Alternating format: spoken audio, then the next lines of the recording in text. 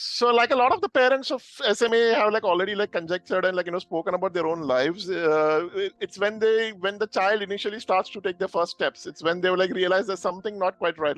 So it was the same with me. This was in the early 80s. I was born in 1980. So by 83, 84 is when like a friend of the family, a family friend, he saw me like when I used to like trip or fall down, or when I used to try to take my first few steps, I would need support. Like I would grab onto furniture to like stand up, or like I had like a waddle kind of a gait where I again would need somebody's hand to be held, or like I would need support to walk. He said like there's something not quite right, like your son looks like he's like a weak. So that got my mom concerned.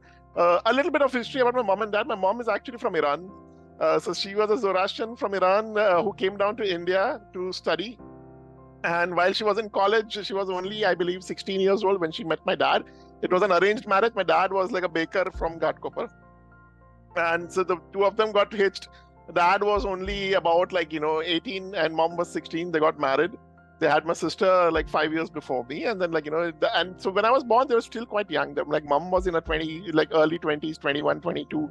Dad was 24, so they had no clue, and they had not really paid that kind of attention to what was happening physically with me, because I was a huge baby to begin with. I looked quite healthy, and even when I was growing up, they could not because I have like a massive build. Even today, I'm about 6'2" and I weigh about 110 kilos, and my shoe, and I have like our like esteemed leader of India, I have like a 60-inch chest. So so so I have I'm very big for my size, because everybody's in our family is genetically inclined to have that kind of a physique. So that's when the family friend said, why don't you just go and get him checked? It seems like he's having difficulty walking. And they took me to the pediatric hospital. And the doctors ran through a battery of tests. My memory of those days is a bit traumatic, because all I remember is the smell of iodine, hospital smells, and and those were days where I'm talking like very old, archaic kind of systems in hospitals, where even the probes and the needles were all those huge ancient ones, which would not be you would not get disposable needles. The same needle would be sterilized and then boiled in hot water, dunked in like alcohol and iodine, and it would be stuck into you. So a lot of battery of painful tests, and mom would literally take me every day from Ghatkopar all the way up to Haji Ali and back, and we did that for about 6 to 7 weeks. After which they were able to kind of diagnose there's some kind of locomotor disability to do with neurological, probably muscular dystrophy is what they said. Probable cause is muscular dystrophy. So fair enough, as long as he's able to walk with support. My parents were absolutely fine with it. They said just send to a regular school, and and pretty much we didn't really pay too much attention to it in those days. So by the time I was like 6, 7, I used to just walk with a regular ankle support orthotic, like just shoes, nothing as major or anything, because my ankles, your distal muscles tend to get weaker initially. So so your ankles would not support my weight. They would tend to rotate outside. So to just correct those, I used to wear shoes, and that's how I used to So my primary school was pretty much along those lines. I used to have a little bit of difficulty going up and down stairs, but nothing as major or something. And I used to be quite a bully myself, so I used to bully other. And being such a big kid for my age, I used to bully all the scrawny ones. Rustom, you had a normal schooling. You never had a special schooling, so to speak. No. There were no special schools in those days. The only special schools were the ones that taught you crafts and basket weaving and making candles.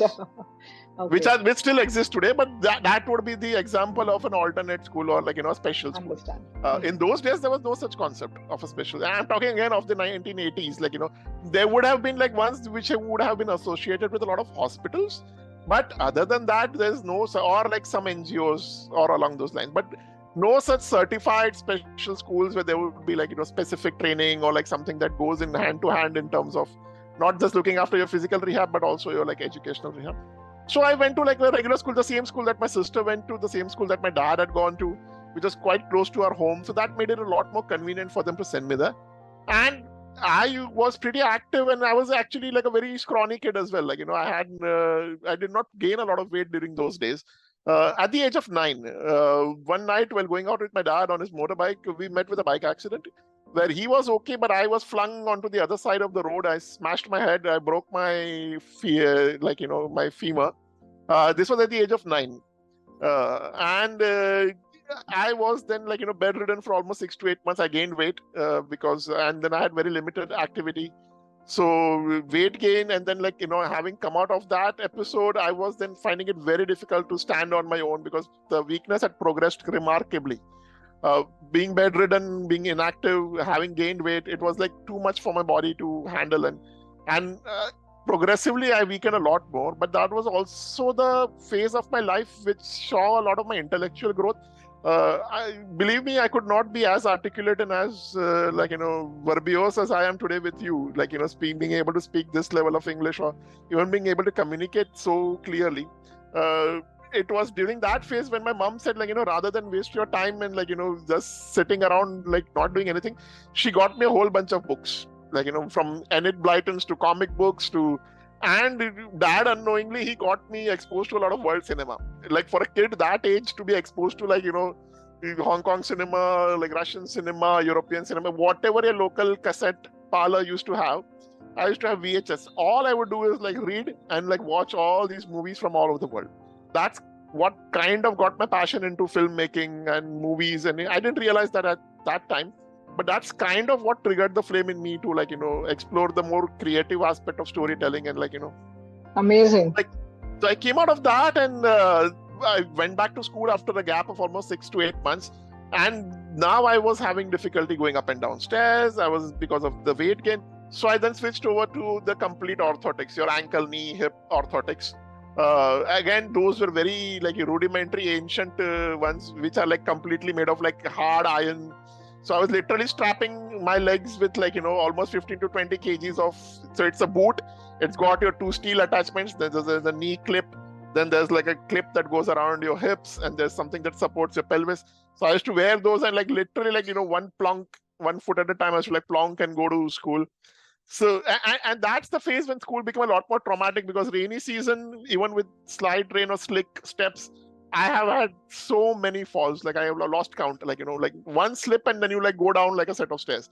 I've literally slid downstairs and smashed into walls and fallen on floors, and I've had all those during those phases of my life. I had about 15 to 20 dislocations in my entire life, and I've broken a lot of bones. I've come close to death almost 3 to 4 times. Very, very close. Almost on the brink. One was as recently as about 4 years back. I almost died in Germany, again doing something crazy and trying to. So what I do is I also there's a part of my intrinsic personality. I'm very much a tinkerer at heart. I can't bear the thought of something not working. So I'm a problem solver in that respect. So if the ghar ka TV is not working, once mom and dad were out, I took a screwdriver, opened the whole thing up without telling them. If the VCR was not working, I would be ready. I used to always have a screwdriver with me wherever I used to go, which then evolved into a Swiss Army knife. Then I would take it everywhere. Everything, friend's toy is not working, I would take it from him, fix it for him, and give it to him. So I've been a problem solver at heart. There's something about not being able to crack something or solve something. It bugs me. I can't sleep nights. Even today, if I go somewhere, I see a loose door handle, or if I see something, there's something OCD about my personality where I need to fix it. Okay. And that kind of evolved into answering people's problems and questions. I hate it when somebody can't come up with a solution for something. I don't know. There's something about a personality that wants to somehow figure it out at heart. If I would have not have been a filmmaker, I probably would have been a structural engineer or a mechanical engineer or something along those lines. I would have, You're on a mission. You're on a mission to rescue. It sounds like more than rescue. I would say problem solve. I like to come up with solutions rather than sit on my ass and just ruminate on the problem. I want to come up with solutions. Because I think life is just that. So yeah, I used to have the ankle, knee, hip orthotics. That's how I finished my secondary school, and then it was time for college. Now with college, it was in Xavier's, which is a 150-year-old building. It only has one lift for 5 different wings, and junior college was in a section of the college where you had to navigate about 5 sets of stairs. There's no way around it. And I tried the first couple of months to traverse the steps with my orthotics. I had a very bad fall, and and the major concern for a lot of the SMA folk is that's the reason a lot of us tend to choose going onto a wheelchair is to avoid these kind of injuries. Because any injury that waylays you for 6 to 8 months is going to be more detrimental, because that means a lot of your muscles are going to be inactive for a while. Right. That means a lot of those issues are going to crop up. And that's pretty much the phase where, like, we were trying also to get to terms with, like, what exactly is it that I'm suffering from. So in the interim period, in the entirety of the 80s and early 90s, it's battery after battery of tests. Again, the same tests have been, every neuro I go to, the same test is being like done.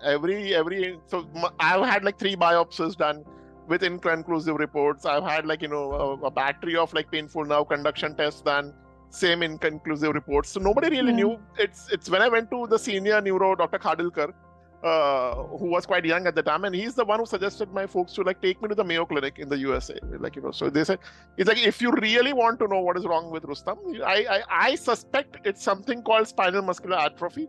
It could be a neurological degenerative disorder, but I suspect it's that. It was that unknown.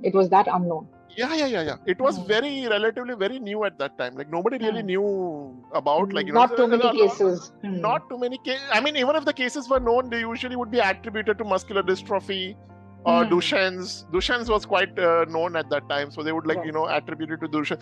Because a lot of us also tend to have, like, nobody had a physique like mine. Like, I'm very rare in that way. Like, if you see me today, also a lot of security guys and people, like, they doubt that I'm disabled because they see, like, this very well-fed, healthy guy sitting on a chair. They feel like, how dare he, like, is like, how can he be disabled?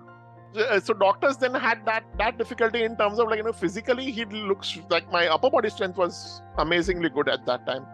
So that's kind of why they were, like, thinking, like, what exactly would it be? And that's when we somehow scrounged and managed to get 1 week's worth of trip, like, sponsored. Like, dad had to ask a lot of colleagues and friends, and we got a trip sponsored, and we went to the Mayo Clinic, which was then paid out of our own pocket. And within that week, we got a conclusive, like, test done, where I finally knew what is it that I suffered from. It was something called spinal muscular atrophy. I was probably a type 2 and 3 hybrid. Even in those days, they were not able to, like, detect the different levels of spinal muscular atrophy. It was still relatively, it was very nascent at that time. Till that time, Rustom, you were able to walk, you were saying, right? So I was able to walk using orthotics, like, so. And how old were you? I was about 12, 13. 12, 13. When I was conclusively diagnosed with SMA is when I was 13, when I'd gone to the US for the first time. So that's when I came back. Then I joined college, and, like, now I knew what I suffered from, but getting up and down those college stairs was difficult. So I then transitioned to a wheelchair, a manual wheelchair, which I could like push myself. I could propel myself with my arms. Like I said, my arm strength was quite good. So that's pretty much how I did it. And then you had a help in school with you all the time? No. You managed on your own? I had no, like I said, in school, I used to, like, either like my driver or mom and dad would, like, take me up to class every day. And I would sit in the classroom for 7, 8, 10 hours. I could not attend any of your outdoor. So no lunches for me. Lunchtime, I was alone in the classroom. Your physical training, I used to be alone in the classroom. Your school assemblies, I used to be alone in the classroom. Your scouts and guides, I used to be alone in the classroom.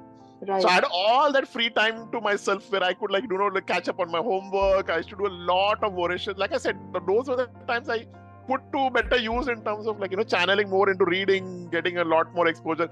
Then friends, this guy is like. I hope others are also listening to this. A lot of my friends said, like, this guy has, like, a free time on his hands. So people who did not had not done their homework, they would, like, give me the notebooks and say, Rustom. So I kind of became, I kind of curried favors with, like, so the school, like, the big guys, the school bullies became very good friends of mine. They were always the guys, because then I was their excuse to, like, Sir Rustom ko leke lab mein jana hai, that's why it takes 10 minutes more time for us. Like, Sir Rustom. So all these guys who, like, like, already had mustaches and beards growing on their faces, they were, like, big friends of mine. And, like, and then nobody would dare mess with somebody who was associated with these guys. Like, I was kind of, like, under the protection of all these big guys. So you were, like, also getting into worldly matters, huh, Rustom? Not bad. Absolutely. See, I'm like a bakery wale ka beta from heart. Like, so even at home, the whole attitude was, like, he has to sit on the galla like everybody else. So at the age of 7, 8, I was already manning the counters of my stores and my shop. Nice. 6, 8 hours, you have to relieve your mom and dad. You have to sit on the galla.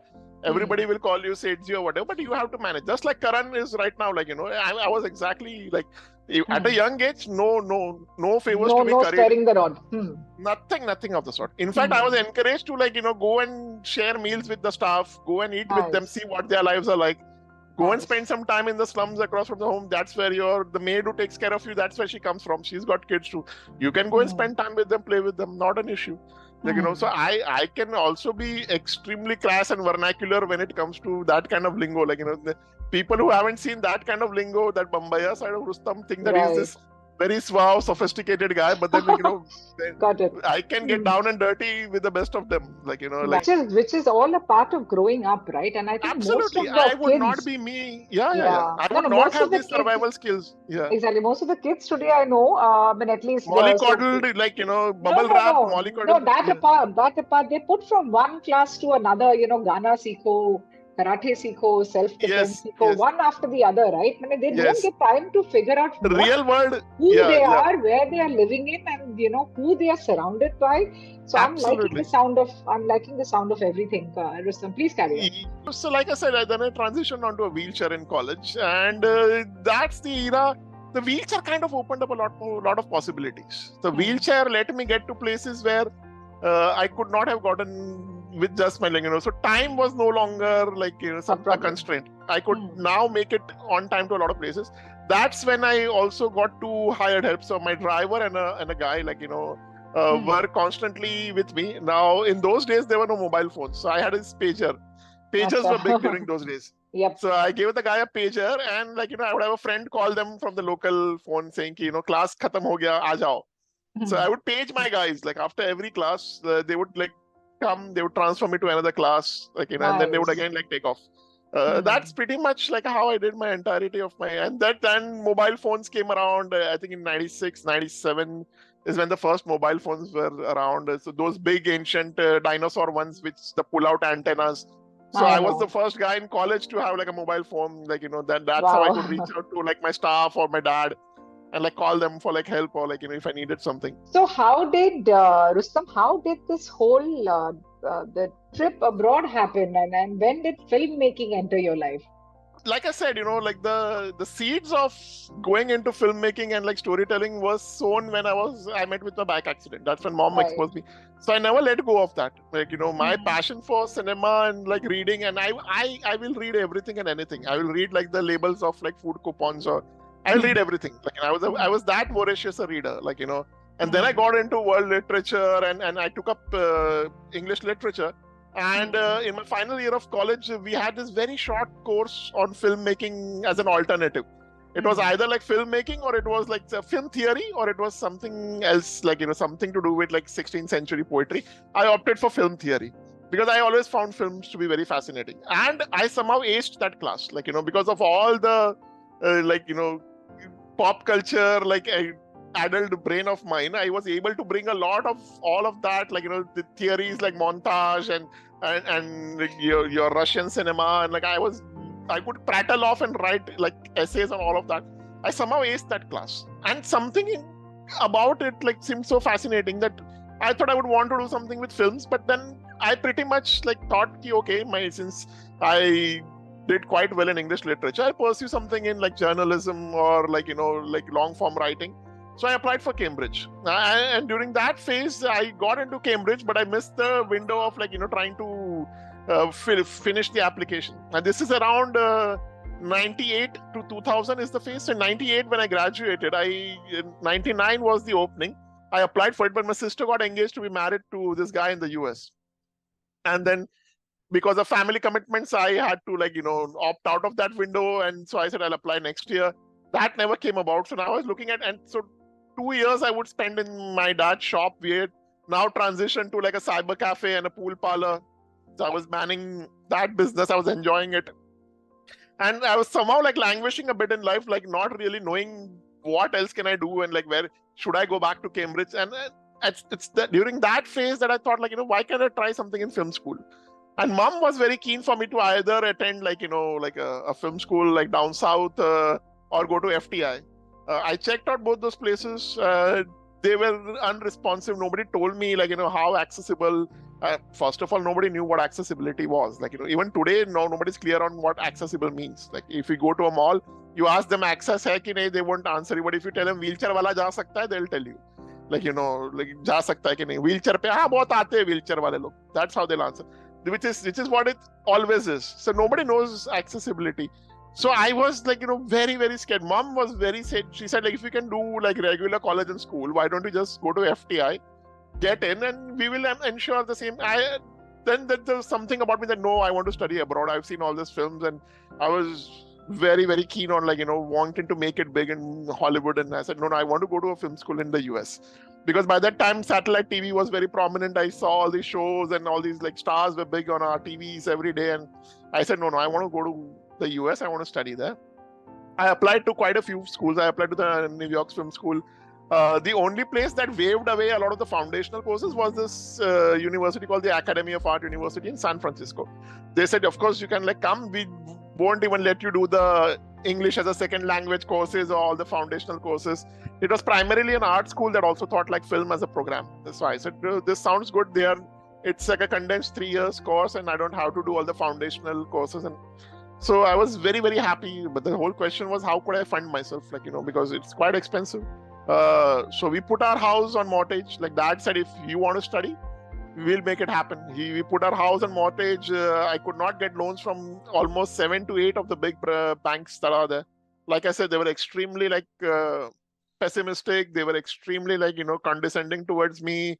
Despite me having done English literature, I had graduated with honors, first class. I was still spoken down to. They would only speak to my parents when we used to go to apply for the loan. They would only speak to my parents. They would not even address me. I was non-existent in the room. After a while, it got very frustrating. In fact, like I said, one of the bank managers told me, why do you even want to study further when all you're going to end up doing is becoming a burden on your family? So, as a disabled person, I don't see you getting too far in life. I'm like, okay, that's but at that time, I wasn't as ballsy, or I had this kind of I completely broke down. For 2 days, I could not eat or drink or think how dare he say this to me? Who is he to tell me what I can or cannot do in life? And I called up his superior, who in turn said don't worry, I will look into it, but he never looked into it. So after a struggle of almost 6 to 7 months is when we finally managed to get a very, very small loan approved on almost exorbitant sum of interest, just which would barely cover the first year or so of my education. So that's why Dad had to keep the home on mortgage, but we somehow managed to. And in the US that's how I finally made it to film school in the US. I was asking you this offline also, Rustom, and it's very important for us to know this from the horse's mouth, right? I know that when you go abroad on a student visa, it's one of the most doable things, right, for a normal person who doesn't have any challenges, etc. Did you face any visa challenges? The first question they will always ask you is, how are you going to support yourself with your disability? Because the government is not going to take care of you as a student. So the good part is, the colleges that I applied to, they had dedicated departments for dealing with special students. So students with special needs. So they had a dedicated advisor just to tell you, if you're on a wheelchair, can you attend certain classes? Is the infrastructure in place for you to traverse? They in fact get you in touch with a lot of the students who are already on wheelchairs. That was the clincher for me. Interacting initially, even before I take admission. No, I did not go there. I interacted with the students who were on wheelchairs and who were already attending the colleges.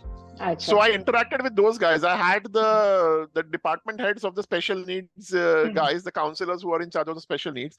They put me in touch with the students who were already studying, the current alumnus who was already studying and who were themselves with disabilities and had difficulties. It's getting to know them, and they were the ones who then guided me. Okay, opt for these kind of options. These are the facilities that are available for you. If you want housing, you'll have to figure it out on your own because it's very expensive. You have to figure out. So all that research, it took me about 6 to 8 months just to get the right kind of accommodation for myself, just to figure out what kind of classes would I be attending, what kind of options should I take for accessibility. I had to do all that homework. Only after that was when I was certain that I had to go or would go to. So then applying for the visa, that's the first thing they asked me, are you sure? Even the visa officer was very candid when they said, you think that America is going to be this utopia. जहाँ पे सब कुछ will be like all like paradise और आपको मतलब you will be floating on wheelchairs and going everywhere and it's all access. ऐसा कुछ नहीं है. अमेरिका में भी बहुत, there are lots of issues in America. So are you ready for that? Who is going to be your primary caregiver? So I said my mom and dad are going to be like with me. One of them will always be there with me, and like, you know, then they wanted to know exactly the kind of classes I had opted for, how difficult is it for me to go in and out of that, how am I going to be supporting myself, because like, you know, not just paying the fees, but also because of my disability there are other needs that I would need to take care of, including my education and the spends on the wheelchair and all those kind of equipment. So I had to give all kinds of like, you know, justification. Luckily, my sister was already like staying there. She was a citizen by that time. Right. But she stayed very fast. She stayed quite a far distance away from where I was wanting to study. And I got the visa, but going there was like, again, the first 3 to 4 months was a learning curve. Because you're not familiar with the educational system there. It's again, like, you know, the whole idea that you can pick and choose your own classes was something so refreshing to me.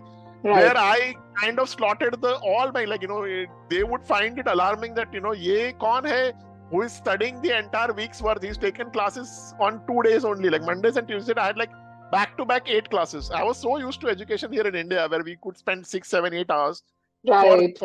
And other students would like take one class on a Tuesday, another on a Wednesday. Whereas I would like finish all my stuff in 2 days. I had the rest of the week free to then pursue my projects, complete all my assignments. Like, you know, I had like a gala time. Like, you know, I thought like this would. And nice. I was in one of the best cities. Like, it's one of my favorite cities, San Francisco. Like, you know, it is one of my most favorite in terms of infrastructure, because it has seen a lot of history. It has not only seen history with the LGBTQ community. It's got the biggest gay population in the world. Very vibrant place. Yep. Very vibrant place. But it's also the birthplace of, like, you know, disability activism in the US. Yes. It was a place. If you've seen this movie called Crip Camp, which was it's on Netflix, I would urge you highly to see it. It traces the entire movement of the disability activism and, like, you know, where the US is now. It traces the history of that.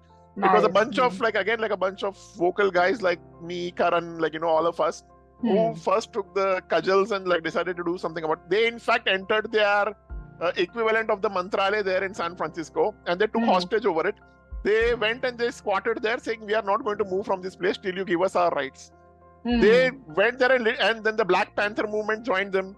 Then the LGBTQ guys, they came and joined them. They all squatted in the Mantralaya. And now police can't fire and shoot and like shoo out disabled people because that will draw the bad media reputation. And so they like, you know, they stayed there. They protested there and they stayed in the Mantralaya at the town center for almost like a month till the government like finally relented and got them the basic rights.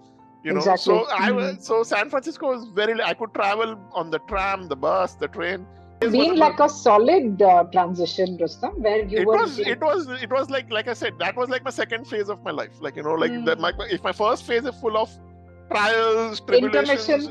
Interval ke baad wala. It's like, you know, the transition that happens when the airplane flies and it lands in a foreign Videshi desh mein, and like, you know, then you get off and like, but it wasn't as hunky-dory. I mean, even there, like I said, there were a lot of challenges. Like, you know, the first thing I immediately realized is, unlike India, you won't find help everywhere to, like, you know, even today, if I go out on the road in India, if somebody sees me with a disability and if I'm having an issue, let's say if my wheelchair gets stuck, or if I have, like, you know, run into somebody, or if some car, I'll have like 10 bystanders come to my aid within a matter of minutes. Like, you know, we still are a very empathetic lot.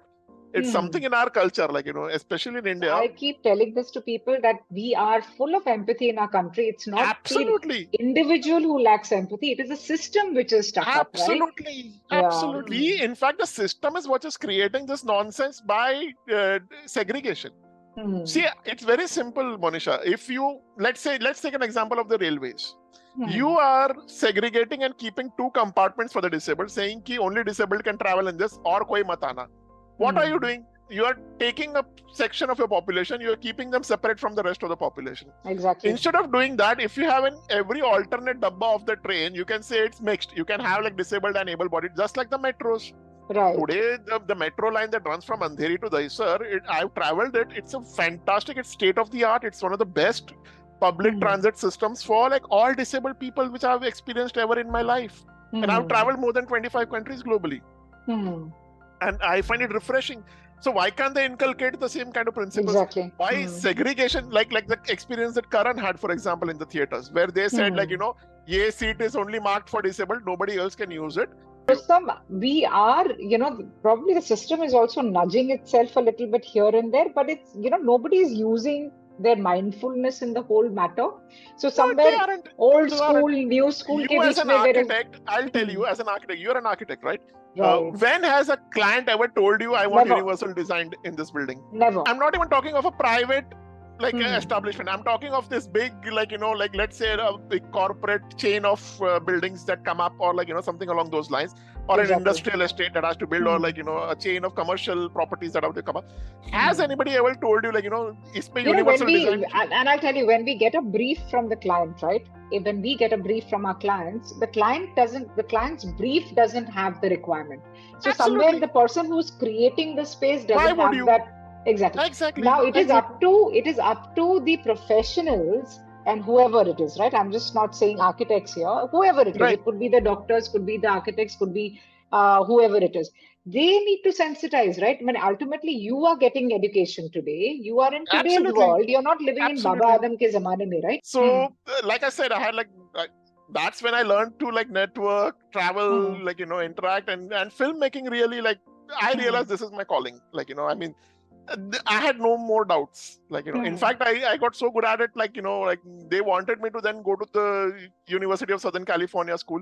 But by that time, I had completely run out of funds. One of my writing instructors who was working in the industry, he said, you got amazing potential to tell stories. You please, I had a couple of reads of the scripts that I wrote in my final year. I got reads from industry professionals. They all wanted me to pursue it further and take it.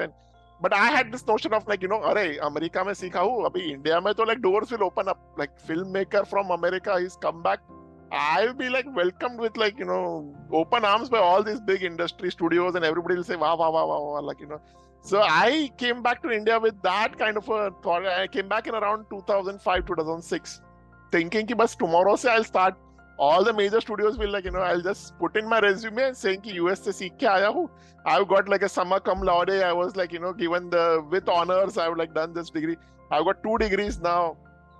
Within 5 days, all those notions were dropped. Nobody would in fact, getting an education abroad was more detrimental to my foray into the industry than not having received any education at all.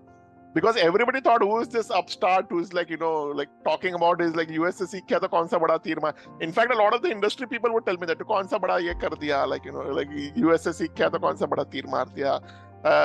It was a complete there's no such thing as accountability, no such thing as discipline. All the things I'd learned in film school, this is I would say my phase after interval jahan pe bahut kuch high achieve kar liya. The rug is pulled within an instant. It's pulled from under our feet. I thought I would be the next big thing in Bollywood, with my skill sets. Who knows production, pre-production, post-production, and you have a flashy name also, so it would have gone along. Absolutely. And with my exposure in the world and all these things, I thought mera to matlab life set ho gaya.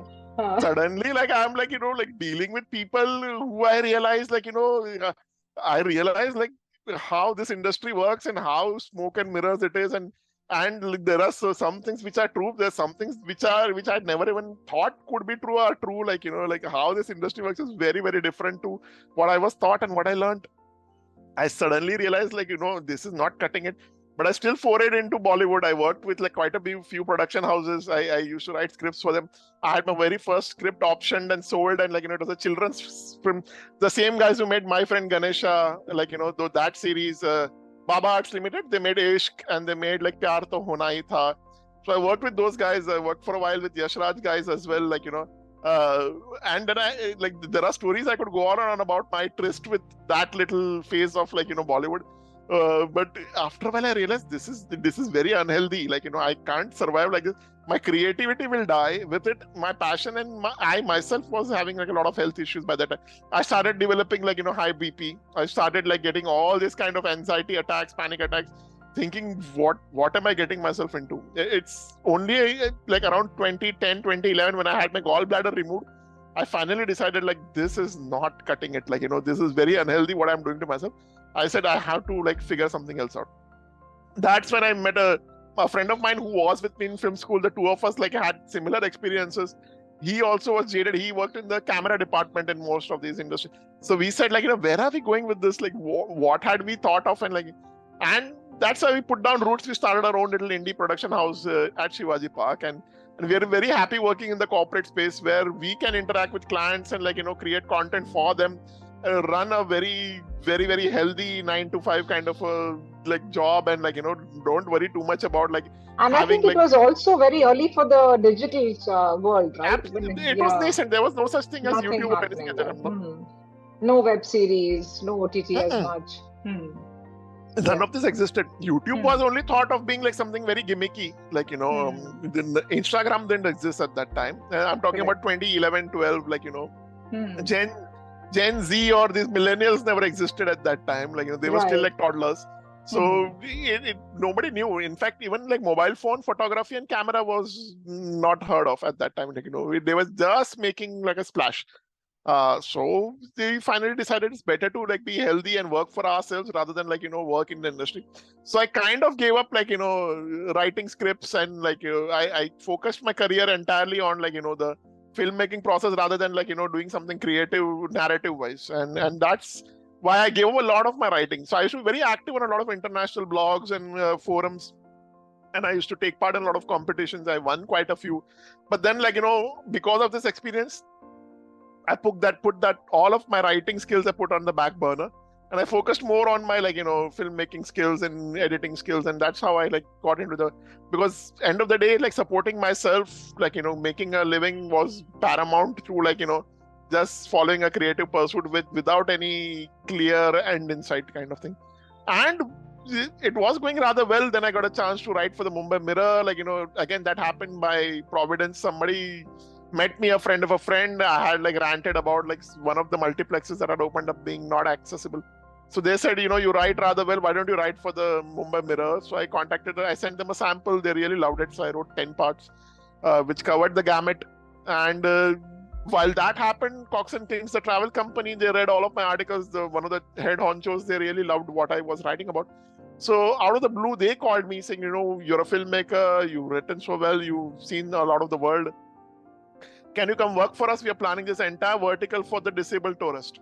We want to create and curate experiences for tourists with disabilities, the deaf, the blind, people on wheelchairs, amputees. Can you be one of the founding guys, and can you help us curate it and create this platform from the ground up? I'm like, sure. What would it entail? They're like, we'll sponsor you and send you on recce trips all over the world, pan India. We will even pay for your caregiver. I'm like, yeah. Where do I sign? And I get a retainer for it. I was absolutely happy. This was my karma coming and helping me kind of for all the effort I put in. So nice. Yeah. And so this was from 2016 to 2019. For 3 years, I traveled, like I said, I've traveled more than 25 countries. And this was from now a point of view of somebody who is looking at the world from somebody with a disability. Before this, I would never look at the world from my point of view specifically. I would just take it all in stride.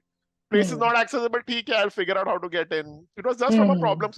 But now I had to put that aside and think from the point of view of somebody who doesn't have the luxury of caregivers, who doesn't have the luxury of having the same limitations that I do, who's in fact much worse off than I am, or who's in fact much better off than I am. Can I think of having toilets which are more friendly for people who use crutches? Can I think of beds which are more friendly for people on wheelchairs? Can I think of activities for people who have an oxygen tank connected to them? Can I think of women who constantly have to have a urine tap attached to their bellies, or have a catheter attached so that washrooms are not accessible, or if they need to change? So now I started thinking of from all these points of views. Before this, it was all about Rustom. It was all about my limitations, my issues, my problems. Being a part of a venture like this, it kind of opened up my, that's when I started interacting a lot with the community. That's when I realized, I, compared to the others, I'm in a very, very highly privileged position. And even within the community, there's this entire section who doesn't really care about, things like an accessible movie theater, or an accessible 5-star hotel, or access to a mall, or access to a restaurant. Their needs are very, very immediate. Absolutely. Their needs are as simple as making it to the railway station. Their needs are as simple as, can I enter my bank to put in my money or get access to my account? These are their needs. Their needs, can I, if I need to go to a bathroom and use the shauchalaya that exists in the current can I just roll in on my wheelchair, or can I crawl in, or can I use my crutches and go in? These are their needs. Their needs are not as fancy as a lot of the current activists are up to. The current activists, they go to these malls and they go to all these places, fancy places, they put a ramp there, they say, oh, we made it accessible, it's so wonderful, it's so hunky-dory. I'm like, do you know 80% of the disabled are never going to even come to this establishment? I'm so happy to hear this. The other day I was just telling somebody that 80% or close about people don't even get to these spaces. They're struggling to get out of the house onto the roads. Exactly. Right? On their wheelchairs. It's during this phase I realized I met a guy, for example, for 20, and he's a guy with an MBA who teaches other MBA guys. He makes about 3 to 5 lakhs a month. He's not left his home for 21 years, Monisha. Wow. 21 years. He got an attack of multiple sclerosis when he got married at the age of 22. 24, 25, he realized he had MS. By the age of 30, he's completely bedridden. From the neck down, he can't really do any act. He's got a kid and a wife now. Till the age of about 51, 52, he has not left his home. He lives on the first floor of his house in Sion. For 21 years, he has not left his home. He fell down from his bed, he fractured. He refused to go to the hospital because of shame and taboo. His family called in the orthopedic, they put a cast, and that's how. And this is the guy who makes 5 lakhs a month. My God. And he had no clue about using commode chairs. He had no clue about hoists. I'm like, what kind of shame on you? I lost it. I lost it with him, and I lost it with his family. I'm like, shame on you fuckers. Why the hell did you get him to this point where he's feeling so apathetic about himself? Right. You amputated his spirit. Here. Yep. You amputated his spirit. You destroyed his spirit. Why have you even kept him alive all these years then? What? Just because he's making money? And what's the point of having this money? So I'm like I said, I'm solutions based. So I connected him with all these aids, devices. I got him a modified car. Within 6 months, he moved to Bangalore. He bought a plot of land. He built a customized house for himself. He's got another kid now. He's extremely happy. He goes out. He's all about. He's living the most fulfilling life. And he's thanked me time and again. I'm like, I don't need the thanks. Why couldn't you, as an MBA professional, having seen the world, having done so much in life, why couldn't you have done it for yourself? Why did it take a Rustom to tell you all these things? I swear. Which is what I don't get. That's the point I don't get. In essence, is why can't we? Which is what my whole TED talk also was all about. Is we can rant and rave and complain, but are we providing the solutions? Are we willing to sit across the table and talk with what the current needs are? Tell me more about this venture, the venture with Cox and Kings. Did it see the light of day? Is it still on? Do you have disabled tourists moving around as per plan? So 2016 is when we started. It was called Enable Travel. And I personally recceed more than 160 hotel chains pan India, 5 stars, 3 stars, homestays, your simple establishments. We curated a lot of activities for the disabled. We were able to, in Goa, for example, we got this special amphibious wheelchair where somebody like a Kea or a Karan or myself could be just transferred onto it, and it goes into the ocean. And you can be in the ocean and swim with the others without having to move a limb or muscle. We invested in ramps, we invested in hiking chairs where you could be taken hiking across hills, hilly terrains, enter the forts of Rajasthan. In fact, we had all these packages, and then globally we had all these destinations Germany, Switzerland, France, Singapore, Dubai, I'm Australia. Sure it must have been met with a lot of acclaim, right? A lot of applause from the industry. In India, it was zilch. In India, the Indian disabled person, like I said, do I get a discount? Why should I pay money when you are doing this for me? Why should I be paying the money? आप मुझसे अगर आप मुझे special person. So the whole idea also was it should be a holiday not just for you but also for your family and caregivers. Right. Because if they are traveling with you, it's no longer a holiday for them. They have to constantly think of can you do this? Can you do that? Absolutely. We were giving them an end-to-end experience where right from the point of booking your aircraft tickets to assistance in your aircraft, to every point of contact to the location. For example, we sent a couple on a honeymoon to Bali, Indonesia. They didn't have to move a muscle. The entire team of Indonesians, like, they took care of them. They ensured they had a honeymoon suite. They ensured they had hoists to even like perform sex if they wanted to. They went to that extent. Exactly. Even like provided. And you're saying that this had they didn't earn any respect? The domestic guys, they didn't have any reaction to this. Amazing. No traction. Nobody in India was very keen. They felt and how long back was this? Which year was this? This was from 2016 to 2019, start of 2020, just before COVID. That's very recent. It's not very recent. Very recent. And I was constantly again but the response from globally, it was amazing. We had more than 70 to 80 groups coming to India from Germany, from Switzerland, the UK, Americas. Yeah.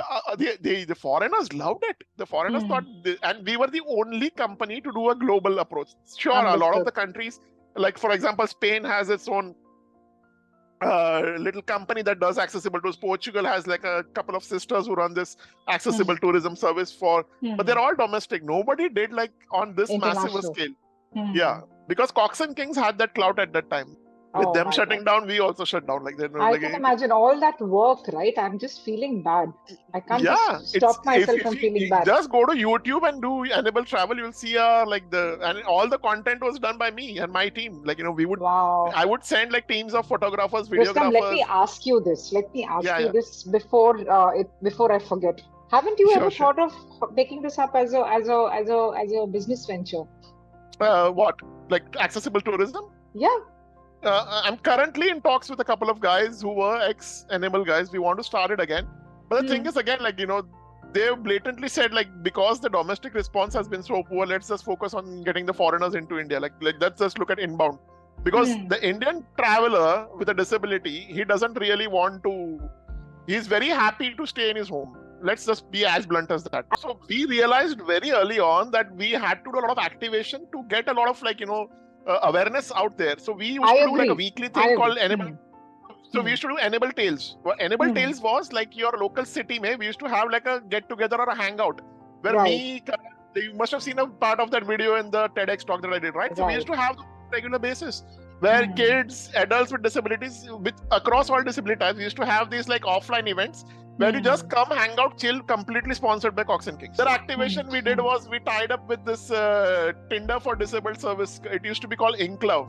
Matrimonial, there are a few, but they're again very archaic, and they are they're extremely condescending towards, if you're disabled, then why can't you opt for somebody who is a widow, or these are your only options. You don't have high expectations.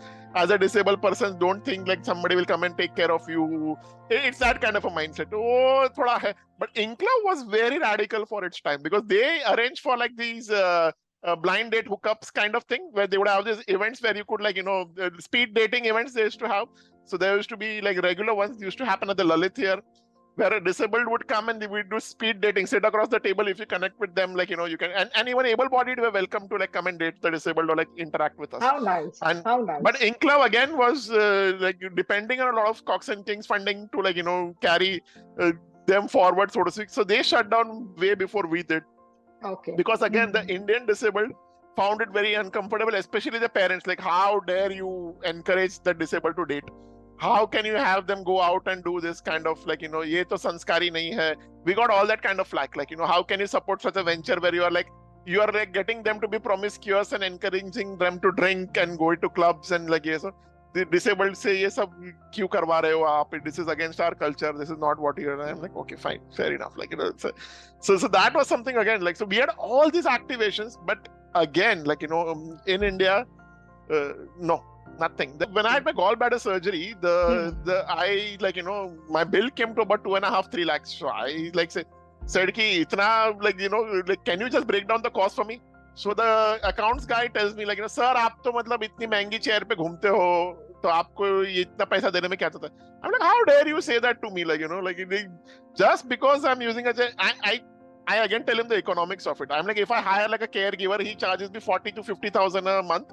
If I take care of his food and if I have him constantly round the clock to take care of me, minimum 25,000 से 30,000 पकड़ लो, at the bare minimum. Within a year, I have to give him 3.5-4 lakhs. My chair cost me 3 lakhs, and it has lasted me 7 to 8 years. I can go everywhere I want. I'm not on the whims and fancy of a staff. I'm like, एक काम करो आप, लोग जो dentist के पास जाते हैं उनको बोला खाना खाना बंद कर दे, कोई और चबा के उनके मुंह में खाना डाल देगा. क्यों डेंटिस्ट के पास भी खर्चा करना है? A dental charge for an implant today costs anywhere from 30,000 to 40,000, if not more. You know, if you want to get a lot of teeth replaced, why are you opting for that? That is also expensive. Why are you going for pacemakers and heart transplants when you can hire somebody to give you CPR every 20 minutes? Heart attack आता है तो एक बंदे को रख लो ना जो आपको फिर से रिवाइव कर देगा. So don't give me all that nonsense of like, I think everybody is disabled in that sense. So CSR then gave birth to the whole DEI movement. Diversity, equity, it's like now the in thing. Like every big corporate house has DEI. DEI का head है हमारा. We think of everybody ghanta, nothing of that sort. I have met like, except for a few pragmatic and real genuine souls, I have met the DEIs of a lot of corporates, all bullshit. They don't even have the basic, like you said, basic foundational sense ही नहीं है. How have they even say it's a punishment posting for them? You know, I don't know even if you're aware, within our actual government workings also, every state has a disabilities commissioner. Ours is based in Pune. The disabilities commissioner also can't do anything because the poor guy has been given this as a punishment posting. His powers are next to all he can do is play ombudsman. They are given targets. They have been told to, like, you know, do X, Y, Z number of things, like, you know, hire X number of people. I have been to job fairs, inclusion job fairs, or like, you know, all this IBM, Godrej, like, you know, Citibank. I've been to job fairs where all these big guys were there and with their DEI heads and the CSR heads and their HR heads. I've gone with my resume saying, like, do you want an in-house media guy or do you want somebody who can, like, you know, be actively as part of, you are way overqualified. We are actually looking for somebody who can work in the pantry or somebody who can do data entry, you know, somebody who has just finished HSC. We are looking along those lines, sir. You are way overqualified. And this is coming from them. This is coming directly from them. This is coming directly from the heads of all of these, like, big, major global corporate brands. If I had to just add there, right, I've taken a 4-year sabbatical, right? I took probably a couple of months sabbatical when I had my children. I am disabled for a lot of roles because of this. Yeah, absolutely. You know?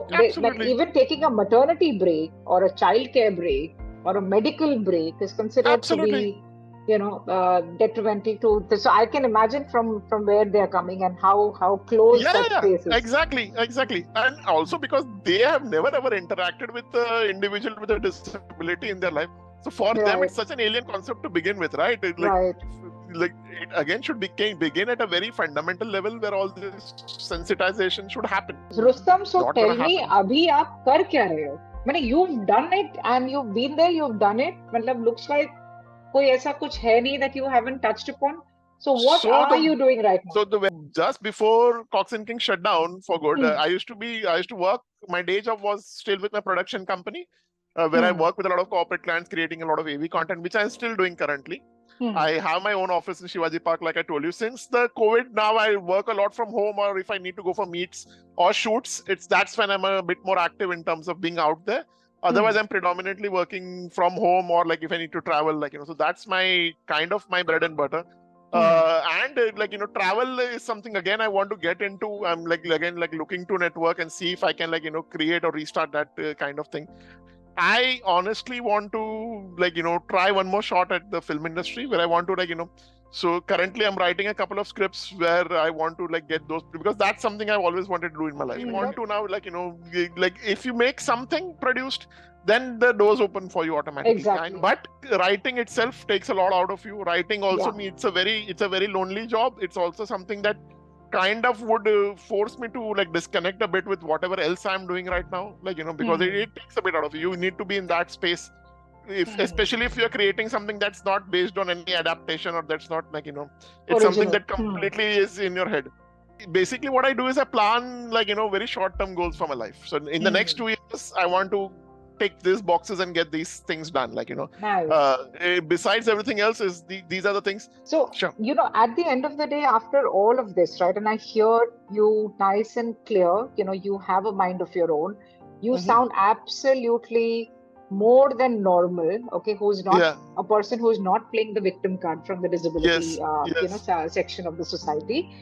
What are we going to do with all this wealth that we have, right, in the community? And when I say wealth, it's basically because of people like you that we have wealth, right? Otherwise, voices are not heard. You know that. You know how dark the space is, right? Where people are living not just playing the victim card, but not coming out of their homes, even inside their families. They have their own battles.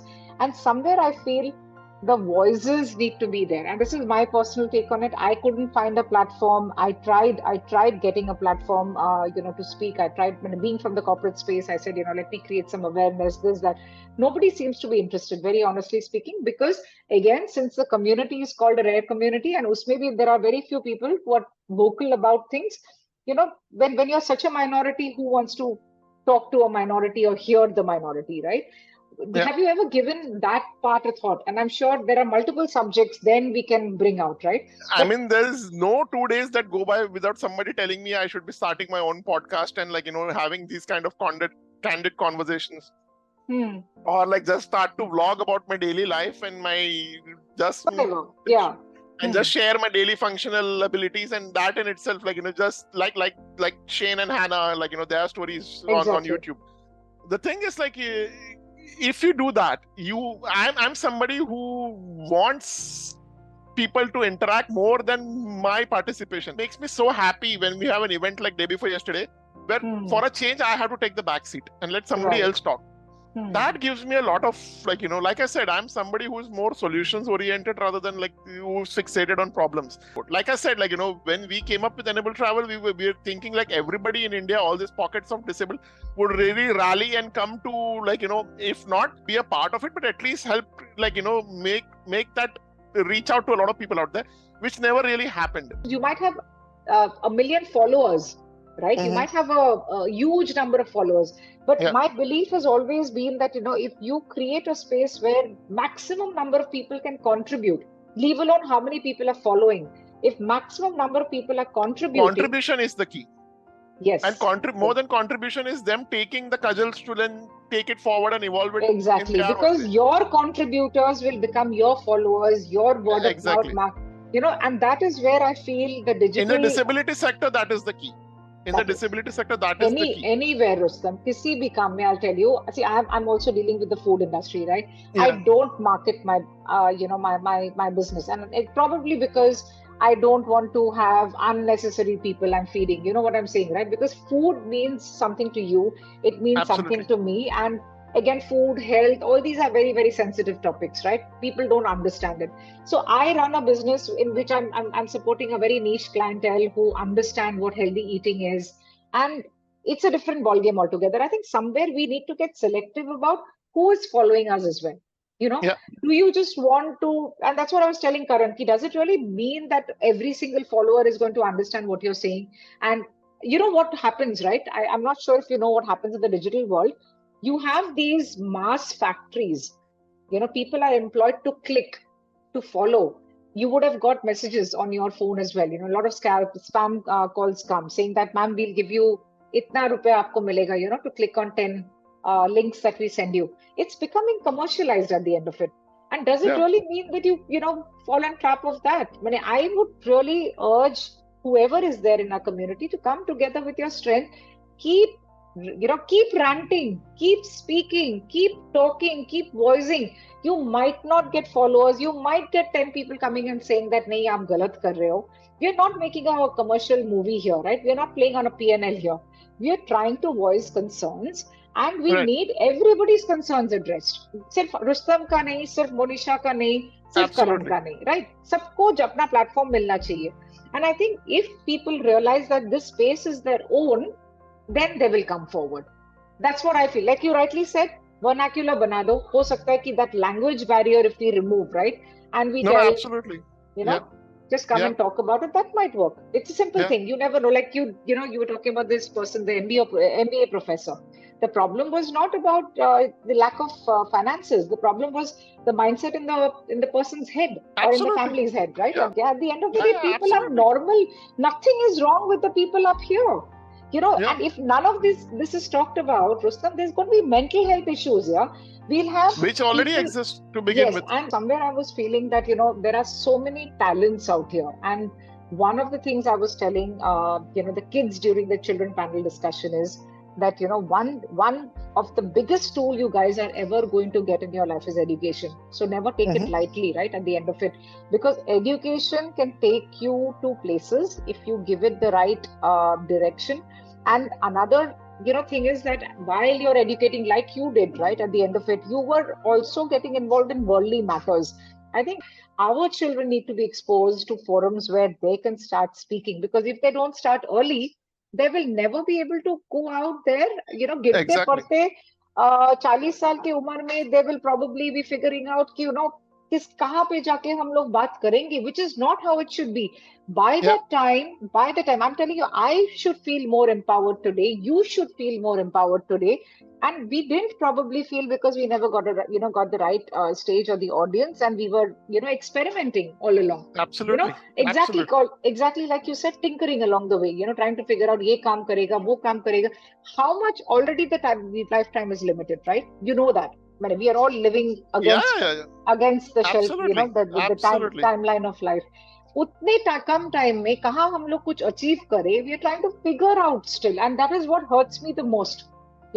That is what hurts me the most, that today my biggest worry is, and I'm not struggling with SMA, my biggest worry is, in my lifetime, if my daughter hasn't figured it out, and if the world around her hasn't figured her out, who am I going to leave her back with? Yep. Right? We're talking about treatment. Absolutely. Treatment is prolonging the life, and at the end of it, this is what we are going to land up into, a nice, huge, confused space where there is no proper education or empathy for a person living on wheels, leave alone that the person on wheels having empathy for the environment around them, because of the lack of interaction with it. That is it.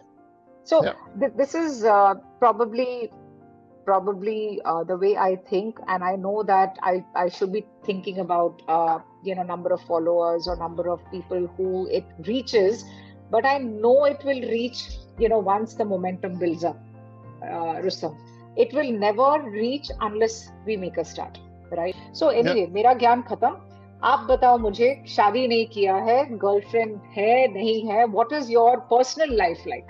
How has it been? I've been in a few relationships on and off over the last year, till the age of almost 25, 30, when I was a teen, I was not very much inclined into looking at females or friends in that way, because my whole life was like I said, if you have two mustandas who are with you in college all the time, hovering around you, no girl would also want to approach you in that sense, Yeah. And like a Karan, who I encourage a lot now, I said, make the most of your life right now. I wasn't as flashy a guy was or really in your face. I was this very shy kid who used to only be an extrovert when it came to performing during college events and things like that. Other than that, I was quite kept to myself. Like I said, I was quite an introvert in that sense.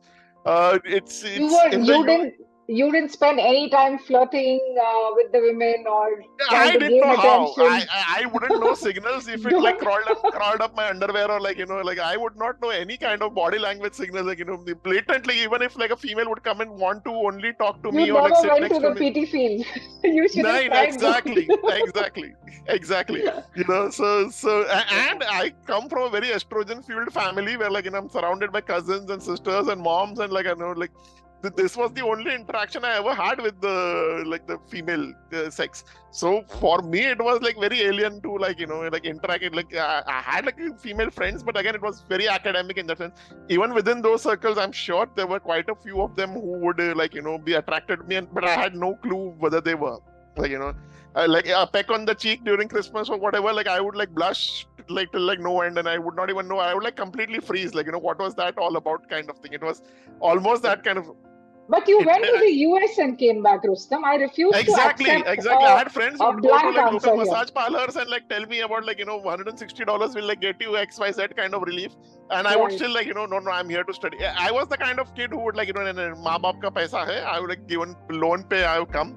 I can't be doing all these hedonistic things. There used to be parties, and there used to be get-togethers, and all the US things, socials. You only read about it. You only read about it and watched the movie. Only read about all this, and you can tell me about erogenous zones and the female anatomy, and I can spend 3 hours with you telling about what women all like. All the science behind it. Sab kuch. Right. But It's only what about reality? But have you now come to think of it? See, I'm asking you a very, very practical question, No, absolutely. Rustam, So and I don't want you to skirt it, okay? it was after the US. It's like, like Yeah, when I came back, I had like a childhood crush and like yeah, a family friend who kind of on and off. And like, so she entered my life after almost a gap of 15, 20 years. okay. Uh, we were steadily like, dating for a while, and I thought like this could be it kind of thing. And when I realized like I was being used because she was actually like using me as a crutch to like Oh, using me as an excuse to actually have her illicit affair with some guy that she wasn't, and I was the reason that was been given for her to hang out with the other guy. So day was with oh, me, but the nights were like spending like and going out with the guy. So that ended rather on a very sour, like heartbreak kind of. That was like my first crush kind of thing.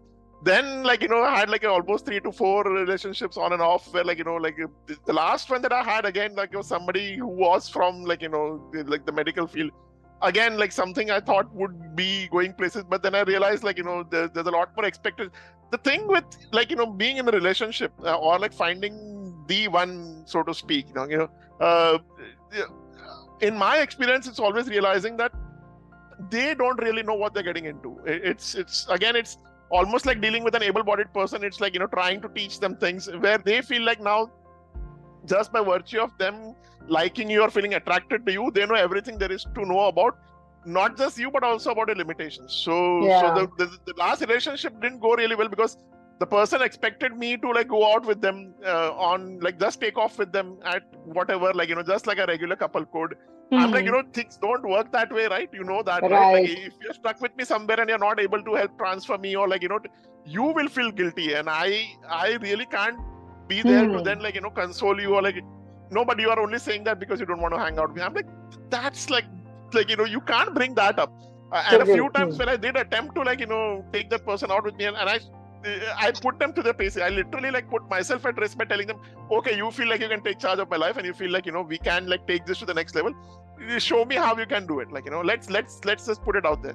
And she completely lost it because she was not able to do like she could not even make me sit up in bed. I'm like, if you like can't even like, and you're feeling so guilty about it and you're breaking down, like can you imagine what just one day in my life would be with you like being responsible for me for the whole day? Imagine, Like imagine. This is the real side of it, right? Real side of it. absolutely, Oh, absolutely. But after. there have been some very healthy Hmm. things that came out of it. For example, like one of them taught me like the virtues of like drinking a lot of water and like just peeing. Like like it's okay to like be like before this I would not even allow female nurses to like help transfer me or like like, help me urinate. I would hardly let it. I was that averse to like having women like look at me or my body in that sense. But then she put me completely at ease in that sense, saying like like what's the big deal, like like you got a dick, I've got like a vagina, everybody's seen everybody, and it's not like we're going to do end up if you are peeing, there's no way you're going to get horny. So there's forget like the fact that like how can you be have an erection and Was she a pee? nurse or what? It sounds very medical No, though. she wasn't, but she was somebody who was taking care of an ailing mom, and like so Understood. Huh. again, I felt like she would be the one. But then it get to a Hmm. point of being too over possessive, like thinking that like just by virtue of me knowing all these things, I can like easily take care of you, and it's time you left your own family, and like we decide. I'm like, this is going too fast, and like can we just slow things down a bit and just be Understand. practical for once? There is the funny part that I'm hearing is that it's got the challenges of a able-bodied relationship mixed with the challenges of a not so able. Absolutely, But oh my God, this sounds like absolutely. a 10x of a task, right? To get into a It is, relationship. it is, it is, Yeah, it is. yeah. And when it comes out to making out physically and all that, I'm like, everything. The frustration of being somebody with cure SMA Yeah. is like, why Hmm. the fuck does it only have to affect your motor functions? Like, why couldn't it affect your like sexual functions or like, like Brain as well. yeah, Yeah, so that you don't have to exactly, think about exactly. it. Here you Hmm. are lying in bed with like a massive erection and you can't do anything about it. Hmm. Or you are like a female who sees some attractive guy and like you can't help but like have these things get aroused, the person opposite, but you can't really do anything about it. It's Absolutely. also that level I of physical I frustration. think also, the problem Like is I've had like a couple of moms with teenager guys who have hmm, asked me like are there sex surrogates in Mumbai who can help their kids, like so hmm, now in America, in Europe, there are actually like sex surrogates. These are women okay, go okay. out of their way, who are Hmm, sex therapists. They they have the individual come to them. They help to have sex with the individual. They sensitize them, like, make them go. But here, so so it's out of question. I don't think we are anyway close to that. So then she asked me, did I know any, very expensive, sex workers, or like somebody who comes to the home, or like, I'm like, I wish, if I would have known, I would have an entire directory of that, right. We would have, but these Karen, are real always tells issues, me, can't we just go to Bangkok, or like, can't we go to these places to I'm like, we can, but do you want that to be your experience in life? There are two things, Rustom. One is when we talk about a physical relationship, Exactly. that is one aspect. The other is the emotion of love, having someone to live your life with. Forget about marriage and all that. I'm not talking about exactly. Just finding a companion, like somebody like-minded who you can, there are days when I wake up, I wish I had somebody to wake up next to. It's as simple as that. Absolutely. There are times when I wish, there are things I can't talk with my parents about, which I wish I had somebody else to talk with. The only person I can be as candid with is my sister at times. But even she's not around, she stays in the US. But other than that, I don't really have. And even my male friends, I really can't talk about a lot of the things that I would really want to talk to somebody of the opposite sex. So I had a wonderful, a female friend who was quite senior, and she was a mom, and she was like my guru, when it came to, so I would always introduce her to my dates, and she would tell me, and she was disabled herself. Okay. And unfortunately, she passed away last year to a cardiac arrest. And so I lost that. She would be like my, wing woman rather, and she would tell me, this is the girl for you. When I'm talking to somebody of your age, right, I actually am trying to, while you're telling me all this, I'm trying to foresee probably what my daughter would be going through, right? And how seriously I mean, for me, nothing is a taboo, because every aspect of a human life is to be lived. Whether you are, whether you hide away from it, you don't talk about it, it will be lived. I think somewhere, when schools are talking about sex education, when offices are talking about gender equality, and we have, and the world is a very insecure place, it, right? So leave alone physical relationship, love, emotions, ye ek cheez hai.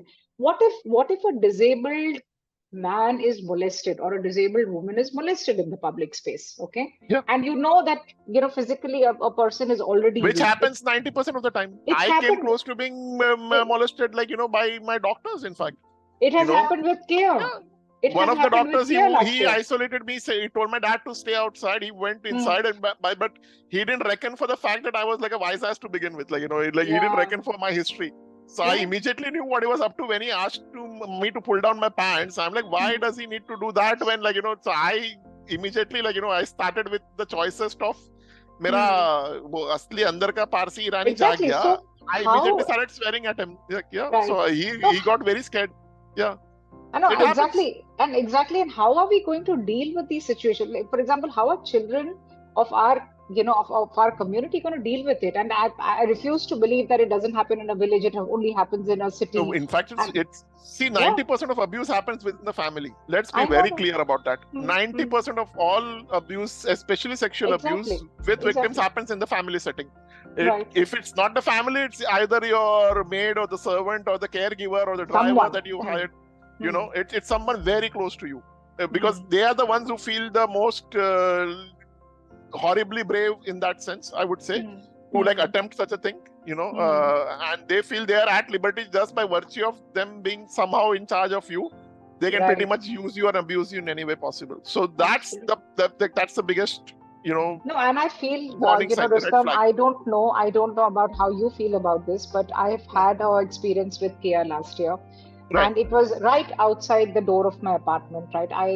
She just was crossing over to her neighbor's place, and and it's not even that she went outside into the building, to take a Absolutely. Shakara. And if I can't live in peace, I'm only thinking, what the hell are we doing crowdfunding for crores worth of medication, right? And we are sitting tight, not wanting to talk about this, not wanting to talk about that, looking for where to talk about, for example. So hence, I don't know about anybody else, but I've decided कि boss ये तो बात करना पड़ेगा, whether people like it or no. 100%. बात तो करना ही पड़ेगा, unless you come out and talk about it, and you talk about action points, right? Not just talk about it. And it's also female hygiene issues. Nobody really wants to talk about so menstruation. So menstruation many. के बारे में कोई Yeah, बात ही नहीं करना चाहता. They don't want to exactly. talk about how women can manage to pee while they're on the chair. Guys are Exactly. lucky we've got a dick. We can easily like pull it out and like Right. pee into like How a do you container or a urine travel? pot. How does your family travel with you? Absolutely. How do you Absolutely. protect yourself when I talk about self-defense of the disabled, right? I mean, simple. Absolutely. So how does a person who's disabled, whether it is a blind, dumb person on a wheelchair, how do they self-defend themselves? Does it mean that this Absolutely. community can be trampled over, gang raped in public and thrown somewhere when it is happening with able-bodied people? For all you know, it could be happening with them also, and their Yeah. families are not coming out of it because already they are living in that closed mind space, right? Absolutely, they are. So yes, somewhere I feel there is a lot to be spoken about when it comes to awareness in general. It is not just the disease. It is not just these are the treatments available. We are living in an ecosystem. When it is affecting a normal person, it will definitely affect us as well. And somewhere we need to be a little more spearheaded in that fashion कि तो आगे का सोचे, क्योंकि अगर हम लोग सोचेंगे नहीं, I will die and go, and I'm an able-bodied person. I'm able to defend my child today, but कल जाके उसको जीना पड़ेगा यार in this hellhole that we call the society and the system that we've created, which is actually stuck that's between the also old and the something new. else that I was giving a lot of thought to is like like I mean I've not shared this with a lot of people, but I would like something that I'm doing like toying around with, especially since post-COVID, is like what if we also think of like commune housing or like creating these spaces Absolutely. where like a housing society or an apartment which is also like a center where disabled can have their own independent living spaces within that. So I'll give you it's a commune of like-minded people, right? Where like your caregivers and a service provider can come in and they can like take care of, but you can lead your independent lives. But you also have a sense of security that everybody, right. all your neighbors, they're all like people who are part of your community. Like absolutely. And dude, this is a huge market. Developers are scurrying for communities to build. I'll tell you how it works. Okay, let me just take 1 minute here. Sure. So something called pre-sold housing. Okay, so usually when you look at very narrowly sort of affected communities you're building for, right? In the sense that here you're talking about let's say a disabled community. Disability could be of any kind. Need not be just SMA. It could be autism. It could be the blind and the deaf, etc., etc. But the problem is, it is still a minority community, and it is a very narrow community in the rest of the world. Today, if you make a blank project, let's say open to all project, anybody can go and purchase a unit or two and invest the money. And what does a developer want? A developer wants all his units sold in record time, right? So that his ROI is clean. The P&L has turned green. He's recovered his money. He's able to pay off his loans. Nobody wants to get into debt, because one of the biggest sort of viruses affecting a developer company or a construction company is the debt under which they reel, right? Because nothing is their own money. They never recycle all of their own money, right? It's always borrowed funds from the bank or investors, etc. So they have a huge investor or a stakeholder community. Now, what happens is, when you have a very specific community you want to build for, all you need to do is pre-sell those units. Okay, you need to have some sort of a arrangement. If I make, let's say, 20 units, out of 20 units, mera at least 10 bhi bik gaya, I'm happy for it, right? And though that pre-selling requires a very narrow and a skilled level of marketing, because you can't market to the rest of the world, and you wouldn't have seen too much of commercials around disabled living or assisted living, so as to speak. So that is called targeted marketing, so again, developers are all following each other's footsteps. Not everybody is getting out of the line, trying to do something different, but there are people who do it in age-old times, right? Every bank made their own housing quarters. SBI made their own housing quarters. LIC made their own housing quarters. Railways made their own housing quarters. So it's not a very new concept. It's not a very international concept. These guys lived together because they had to commute to work. Right? And most of them were given quarters right where their location of employment was, because it was very important for these people to be available under a national calamity, or like how the pandemic happened, right? So suppose the bank employees could not go to the bank and operate. Those days there was no digitization of businesses. Unless these places were open, the entire machinery would stop. So hence this place was located, their living quarters were located to the place of their workplaces. And Right. this same tradition has stopped eventually because of probably digitization of businesses, right? Where today we have a global world, anybody can work from anywhere. So you can go and take up a better, a more polished place of residence, let's say, in a locality which you want to stay in. And that's how people started getting more and more scattered. But traditionally, people either had their own houses or they stayed together with their own kind, right? And that is whether it was in villages, whether it was here in the cities, jo bhi hai. Urbanization started out this way. Urban housing started out this way, so as to speak. So even mill workers in Bombay, you have been in Bombay all your life, right? So how did the BDD chawls come up, right? All your textile mills were in Parel or, in that side of Bombay. And if you have gone there and geographically seen, the mills were located where the housing was located. It was right across the street, right? So it's not a very out of the world concept. The only problem today is that we've moved away from that concept. So now we have to come back to it. We have enough design expertise in the world today, who understand, assisted living in terms of physical spaces, at what angle the ramps have to be made. There are bylaws which are supporting it. So I don't see a reason why it cannot be done. And people have the money. Banks are willing to give you a housing loan. So अगर आपको रहना ही है अपना जहाँ पे आप खुद रह रहे हो अभी वो घर बेचो and start moving in together. It also negates the whole idea of families having that kind of fear, what happens next.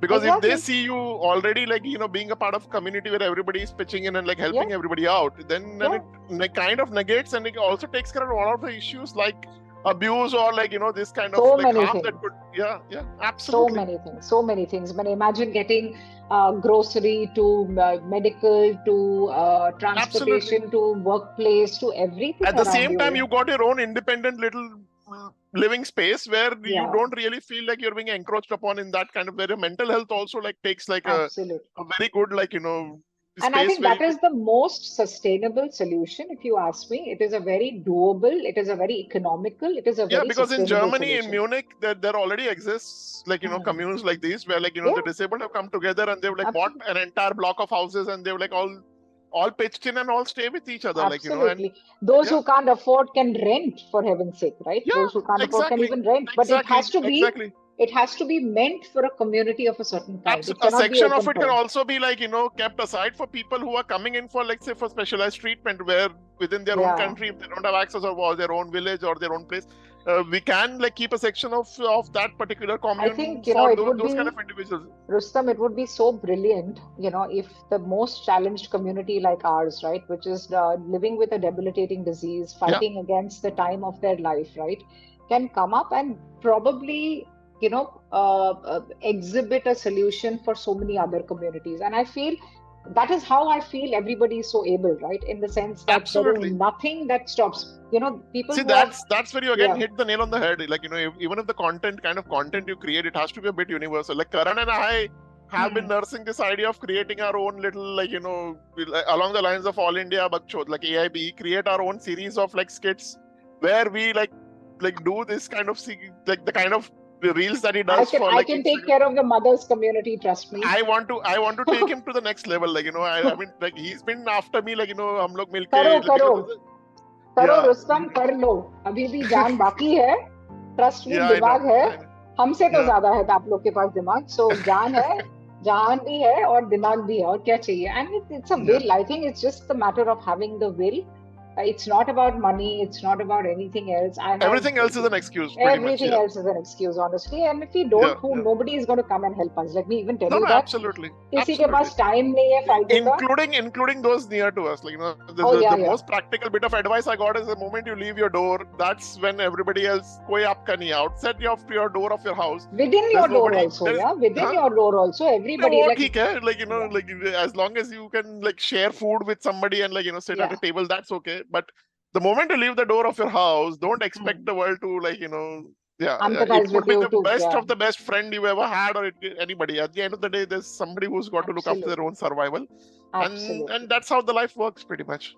And I feel money is going to come okay, where the intent is right. Honestly, it will come, and when medicines will become affordable, world is only going to get better. Technologically, things will become even more accessible. But there will still be certain areas where, if we don't be the first movers, right, that place will remain unattended. And that is how it's going to be in any part of the world. I think wherever you go, somebody like you and me probably were talking across the screen, or maybe across their couches at home, and they came up with some idea and they acted on it. That's how things happen. Yes. So Rustom, I am satiated. I am, मेरा lunch नहीं हुआ था, but अभी हो गया है, बात full करने के वसूल बाद. हो गया. Okay. Full दिमाग दिल भर सब कुछ भर चुका है. So I'm very, very happy that we could have a very honest discussion, because you know how important each of these topics are, right? And Absolutely. probably we'll have to do a session or multiple sessions on each of them. Yeah. It's that deep, it is. That honestly, it is. Yeah, the well is so deep. Yeah. But thanks for coming forward and taking time out. Thank you for having me. Yes, and enjoying this space with me. Yeah, and I'm hoping that we can make things possible. That's the whole idea. Yes, so thank you so much. Yeah. Thank God you. bless. Thanks.